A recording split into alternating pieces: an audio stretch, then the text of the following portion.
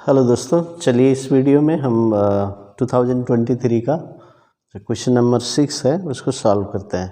उसमें important question दिए हैं। सबसे पहले है ये ब्लॉक एंड टैकल सिस्टम का। सो इसमें बताता है a block and tackle system of pulley has velocity ratio 4। तो वेलोसिटी रेशियो 4 है, तो इसका मतलब नंबर ऑफ पुलीज भी 4 होगा। तो नंबर ऑफ पुलिस 4 होगा, तो ऊपर में 2 बनाना है और नीचे में 2 बनाना है। जब ऑड रहता है 5 है तो ऊपर एक ज़्यादा लीजिएगा और एक नीचे कम लीजिएगा। ठीक है, तो बताता है draw the diagram. Draw level diagram indicating the direction of load and the effort.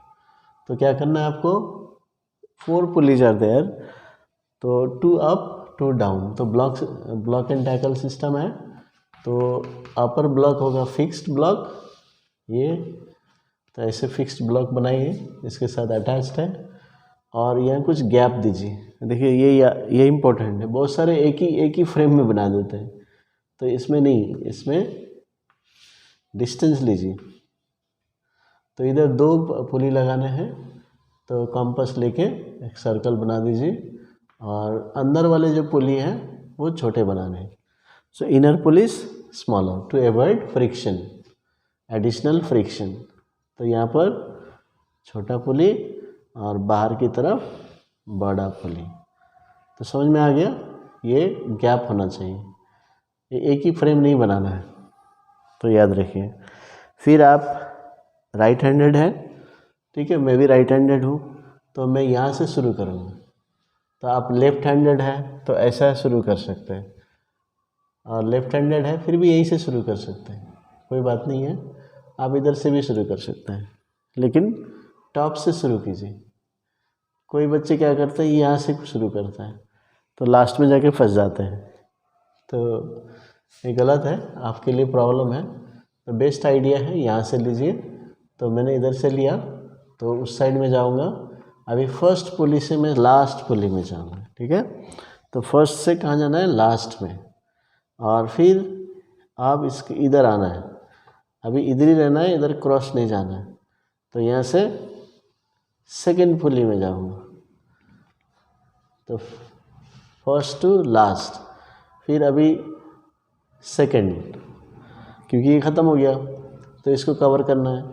अभी इधर ही रहना है, फिर और एक पुली बाकी है, देखिए, तो यहाँ से जाइए, फिर इधर से ये अभी ऊपर जाना है। अभी यहाँ पुली ख़त्म हो गया तो ये हुक में चले जाइए।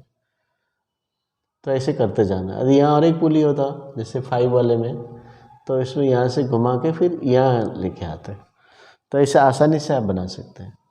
चलिए अभी इसमें लोड लगा देते हैं। यहाँ पर लोड है वेट, बेसिकली वेट होता है ना, और ये टेंशन यहाँ पर सब में ऊपर की तरफ टेंशन होगा। तो यहाँ हम लोग नीचे की तरफ एफर्ट लगाएंगे, और क्योंकि हम स्ट्रेच करें डाउनवर्ड, तो ये ऊपर की तरफ टेंशन होगा। तो ये हो गया डायग्राम, ठीक है। What is the value of mechanical advantage if it is ideal system.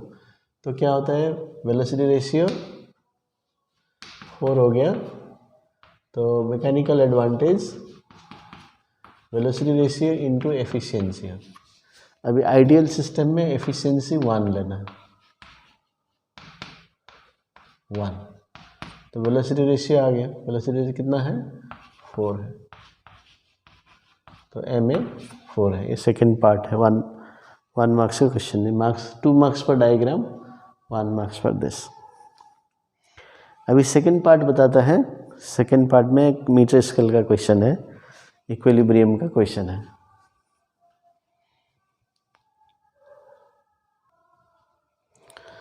तो इसमें बताया है कि a meter scale of weight 50 gram force can be balanced at 40 centimeter mark. So meter scale है तो 0 to 100 centimeter. So it can be balanced at 40 centimeter mark without any weight suspended on it. तो ये 50 हो गया mid point, लेकिन ये 40 में balanced हो जा रहा है विदाउट सस्पेंडिंग एनी वेट। देखिए कैसे थोड़ा ट्रिक करता है, तो इसका मतलब और कोई वेट नहीं है, फिर भी ये बैलेंस्ड है। इसका मतलब सेंटर ऑफ ग्रेविटी यहीं पर है, और ये जो वेट है ना 50 ग्राम फोर्स, ये इसी जगह पे लग रहा है। ये क्लियर है। यूजुअली क्या होता है, मीटर स्केल बोलते हैं 50 सेंटीमीटर में सेंटर ऑफ ग्रेविटी होता है, वो यूनिफॉर्म स्केल के लिए होता है, लेकिन यहाँ पर नहीं है, तो ये 40 में बैलेंस हो रहा है। तो इसका मतलब सेंटर ऑफ ग्रेविटी यही है, इसलिए 40 में बैलेंस हो जा रहा है। अभी ये समझ में आता है। अभी क्वेश्चन है, if this ruler is cut at its centre then state which part the ruler will weigh more than 25 gram force. तो जैसे अभी बोलेंगे यहाँ पर 0 to 100 सेंटीमीटर है, अब इसको बीच से काट दिया, तो अभी ये 0 to 50 और ये 50 to 100 हो गया, है ना। तो बताता है कौन सा पार्ट 25 ग्राम से ज़्यादा होगा। तो आप सोचेंगे टोटल तो 50 ग्राम फोर्स है, तो ऐसे देखने में लगता है कि ये इक्वल हो जाएगा, है ना, लेकिन ऐसा नहीं है, क्योंकि हमने देखा कि यहाँ पर क्वेश्चन में ये सेंटर ऑफ ग्रेविटी इधर है। अभी ये पॉइंट क्या टेस्ट करना चाहता है, बेसिक आइडिया क्या है कि the centre of gravity is located where more mass is distributed. Usually क्या होता है, वो ज्योमेट्रिकली यदि सिमेट्रिक है तो वो सेंटर में रहता है, लेकिन ये इस साइड में शिफ्टेड है, इसका मतलब है ये 50 में नहीं है, इस साइड में सेंटर ऑफ ग्रेविटी है, मतलब इस साइड का ज़्यादा वेट है, उस साइड ज़्यादा मास डिस्ट्रीब्यूटेड है। तो इसीलिए जब हम इसको 20 से काटेंगे ना, तो इसका जो है वेट ज़्यादा होगा। तो आपका आंसर होगा 0 to 50। तो 0 to फर्स्ट पार्ट हो जाएगा A, 0 to 50 centimetre will have more mass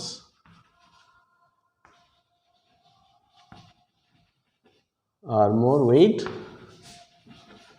than 25 gram force.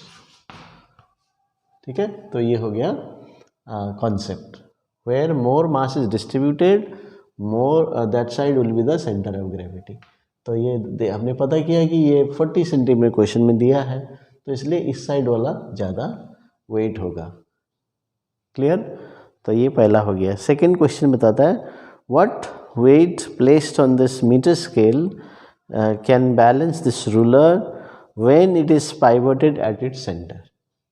अभी और एक डायग्राम बना लेते हैं, है ना। तो 0 to 100 ही है, और इसका सेंटर ऑफ ग्रेविटी यही है, 40 में वो चेंज नहीं होगा। और इसका मतलब क्या है, सेंटर ऑफ ग्रेविटी 40 में है, मतलब ये 50 ग्राम फोर्स जो रूलर का वेट है ना, वेट ऑफ द रूलर, ये 40 में ही लगेगा। लेकिन अभी क्या है, बैलेंस पॉइंट 50 में ले गए हम, ये बैलेंस पॉइंट 50 में ले गए। तो अभी क्या होगा, अभी आराम से आप सोच सकते हैं, अरे ये जो वेट है अभी तो यहाँ सपोर्ट नहीं कर रहे, अभी because of this shift in the axis of rotation, है ना, तो यहाँ से ये डिस्टेंस में आ गया फोर्स। तो अभी ये क्या करेगा, ये एंटी क्लॉकवाइज रोटेट करने का कोशिश करेगा। वही वेट अभी एंटी क्लॉकवाइज, क्योंकि डिस्टेंस है। अभी यहाँ पर इसी में डिस्टेंस 0 था, तो कोई टॉर्क एक्ट नहीं करेगा इसके वजह से, इसलिए वो बैलेंस रहता है। लेकिन अभी वो एंटी क्लॉकवाइज मूवमेंट करेगा, इसीलिए आपको क्या करना पड़ेगा, अभी बैलेंस करने के लिए आपको इस साइड में वेट देना पड़ेगा। अभी ध्यान से क्वेश्चन पढ़ना है, क्वेश्चन पढ़ते हैं तो बताता है व्हाट मिनिमम वेट। ध्यान दीजिए, ये सब आईसीएसई ट्रिक करता है, ये डिफ़िकल्ट नहीं है, लेकिन बेसिक के ऊपर ये क्वेश्चन पूछा है, इसमें भी आप बेसिक लगाए। मिनिमम वेट आपने क्या सीखा, टॉर्क फोर्स इनटू डिस्टेंस होता है, तो डिस्टेंस मैक्सिमम रहता है तो फोर्स मिनिमम लगता है। तो यहाँ पर मिनिमम वेट, इसका मतलब डिस्टेंस आपको मैक्सिमम होना चाहिए। तो आपने पता किया कि ये इस साइड को होगा, तो अभी वेट कहाँ लगाना है, यहाँ लगाना है ना। ये वेट यानी कि फोर्स लगाना है यहाँ पर, तो यहाँ पर एक वेट देंगे तो वो वेट की वजह से अभी ये क्लॉकवाइज मोमेंट होगा तो ये बैलेंस हो जाएगा। तो अभी क्वेश्चन में दिया है मिनिमम वेट, इसलिए मैंने मैक्सिमम लिया। तो वही टेस्ट करना चाहता है, मिनिमम वेट कहाँ लगाना है, तो मैक्सिमम डिस्टेंस में लगाना है। जितना ज़्यादा डिस्टेंस होगा उतना फोर्स कम होगा। कॉन्सेप्ट को याद कीजिए, तो वो आप फॉलो कीजिए। तो इसलिए यहाँ पर अभी इधर लगाएंगे रॉन्ग हो जाएगा, मिनिमम बोला है तो इसलिए हमने मैक्सिमम जहाँ तक हो सकता, कहाँ तक हो सकता है, यहीं तक हो सकता है, इसके बाद तो नहीं कर सकते। तो ये हो गया। अभी आपको एफ निकालना है और ये 100 सेंटीमीटर मार्क हो गया। अभी सब कुछ अवेलेबल हमारे लिए, तो क्या निकालना है, क्लॉकवाइज मोमेंट निकाल लीजिए। तो क्लॉकवाइज मोमेंट क्या है, force into distance. Force into distance क्या है अभी बताइए, रिवीजन कीजिए। फोर्स इंटू डिस्टेंस, कौन सा फोर्स है, एफ है, मालूम नहीं। डिस्टेंस क्या है, ये बहुत दिक्कत करता है स्टूडेंट्स, अभी भी शायद कन्फ्यूजन में होंगे बहुत सारे स्टूडेंट्स।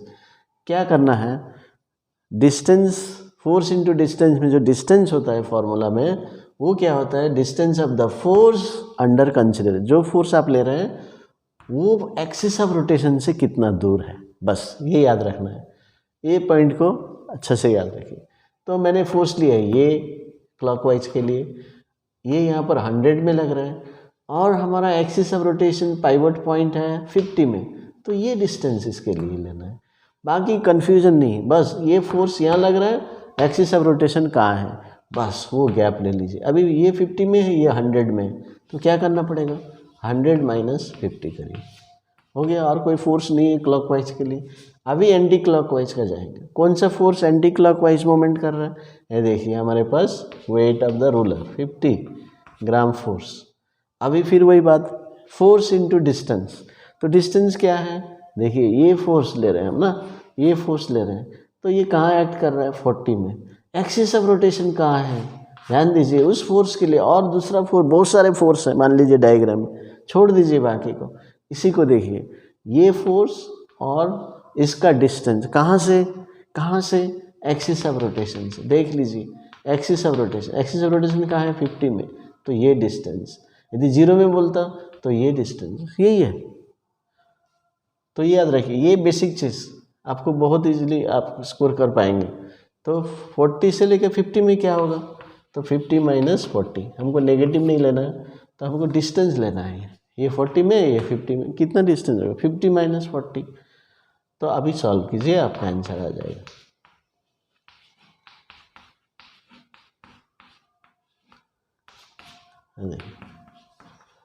तो F इजिकल टू 10। अभी सवाल उठता है कौन सा, न्यूटन लिखूं कि ग्राम फोर्स लिखूं, केजी फोर्स लिखूं, इसी में फिर 1 मार्क्स चला जाएगा, क्योंकि यूनिट आप रॉन्ग लिखेंगे 1 मार्क्स आईसीसी काट देता है। तो इसलिए ये वाला जो फोर्स है ना, ये कौन सा ले रहे हैं, ग्राम फोर्स में हम डील कर रहे हैं, है ना। बाकी सेंटीमीटर ठीक है, तो ये फोर्स है ग्राम फोर्स में, तो इसका भी आंसर ग्राम फोर्स में। यदि ये न्यूटन में दिया है तो यहाँ भी न्यूटन आएगा, और केजीएफ में दिया तो ये भी केजीएफ में दिया आएगा। तो इस तरह से आप कीजिए। तो ये है तरीके, यूनिट लिखना नहीं भूलना है, यूनिट नहीं लिखते हैं आपको 1 मार्क्स चला जाएगा, याद रखिए। तो इस तरह से आपको सॉल्व करना है। और एक क्वेश्चन है इसमें, a car of mass 120 kg is moving at a speed of 18 km/h and accelerates to attain the speed 54 km/h in 5 seconds. Calculate the work done by the engine and power of the engine. देखिए ये 2023 में आया था, और इससे पहले मैंने जो वीडियो बनाया चैप्टर 2 वर्क एनर्जी, हाँ उसका तो सब न्यूमेरिकल्स मैंने कवर किए हैं, लेकिन आपने नहीं देखा है तो आप देख लीजिए, उसमें भी इसको मैंने कॉन्सेप्ट बेस सॉल्व किया है, तो आप अच्छे से समझ पाएंगे। तो वीडियो देखिए, मेरे वीडियो देखिए, आपको अच्छा फिजिक्स समझ में आएगा।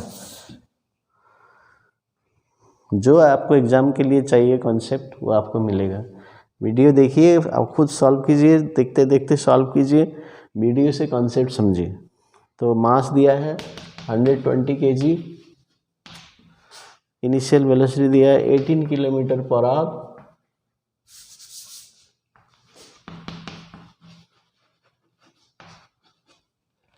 18 किलोमीटर पर आवर, और दूसरा दिया है final velocity 54 kilometre per hour, है ना, 54 किलोमीटर पर आवर।